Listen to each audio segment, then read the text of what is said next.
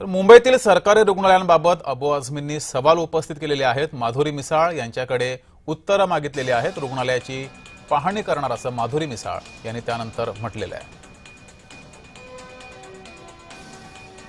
कितनी ज्यादा लोगों को परेशानी, कितने पेशेंट आईसीयू नहीं मिल रहा है, एनएसआई के एनआईसीयू है ही नहीं है।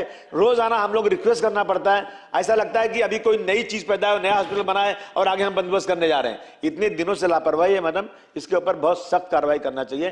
पेशेंट वहां पे डॉक्टर्स नहीं है, भर्ती नहीं हो रही है। अगर आप चलेंगे आप मेरे साथ तो आपको सब अच्छी तरह पता चलेगा मैडम। तो आप ये बताइए कि ये अभी तक क्यों नहीं हुआ है सब काम, क्यों पेंडिंग पड़ा है इतने दिनों से? मी मागं पण सभागृहात सांगितलं की आम्ही पीपीपी मॉडेलवर एमआरआयचे मशीन्स आणि हे स्कॅन वगैरे सगळं बसवतोय। आम्ही फक्त जागा देतोय। जे लोक बसवतील त्यांनी आपल्याच दराने लोकांकडनं पैसे घ्यायचे, आपले जे दर आहेत ते, आणि त्यांनी तो संपूर्ण मशीनचा मेंटेनन्स आणि त्यांचे सगळे टेक्निशियन्स त्यांचे राहतील। अशा पद्धतीने आपण हे सुद्धा डिसेंट्रलाइज करतोय अध्यक्ष महोदय। आणि सदस्यांनी सांगितलं तसं निश्चितपणे मी त्यांना फोन करून आम्ही एका तरी हॉस्पिटलची व्हिजिट करू अध्यक्ष।